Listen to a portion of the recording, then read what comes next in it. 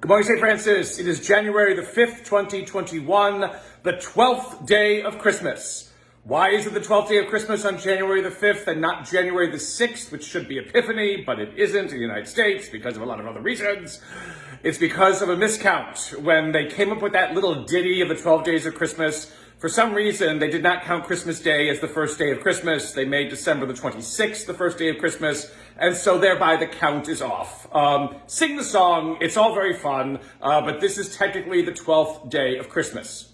It is also the memorial of St. John Neumann, the Bohemian-born Redemptorist priest who became a bishop in the United States in Philadelphia, began the Catholic education system in the United States, and he was the first bishop to be canonized in the United States, first U.S. bishop to be canonized in the United States. Not the first saint in the United States. That's always Francis Xavier Cabrini.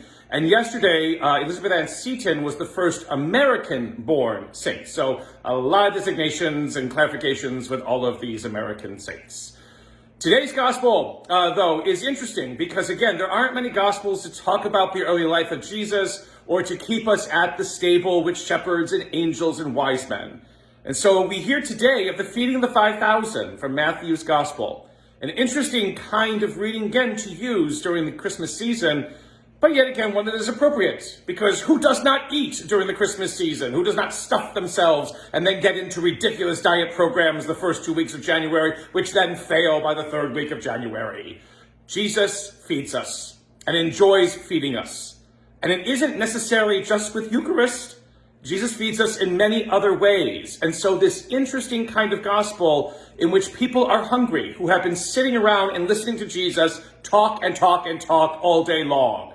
And while Jesus is very happy that they sat and they listened to what he had to say, he also recognizes that they have nothing else to eat, or they haven't had anything to eat. And that sensitivity to our bodily needs, to what we need as human beings, is remarkable. Because sometimes we think of Jesus coming to earth basically to take us away from it, because earth is a terrible place, filled with sin and darkness and Satan and all those other kinds of things like that.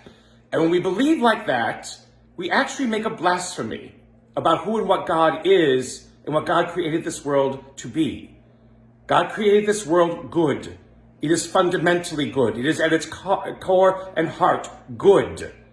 We are the ones who sometimes fail to see that. And because we fail to see that, we often act in ways that do not reflect the goodness of this good earth.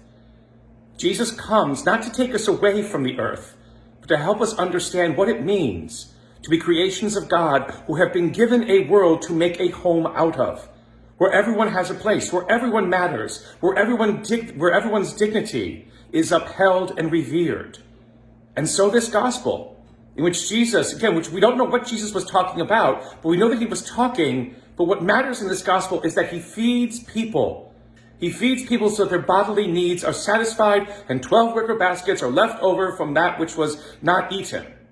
Again, this abundance that begins here and now in this earthly life in which we live, not in some heaven that awaits us after we die, but in this earthly life that we live here and now. Again, this is what Christmas celebrates: the wonder of creation, the wonder of being a part of creation, the wonder of the goodness of creation that God says, I must share in, I must experience this, because it is too marvelous to behold from far away. And so our God becomes one like us, that we might always know how good we are in that image in which we have been created, and how good this world is that we have been given as a gift of goodness. May the Lord give you peace.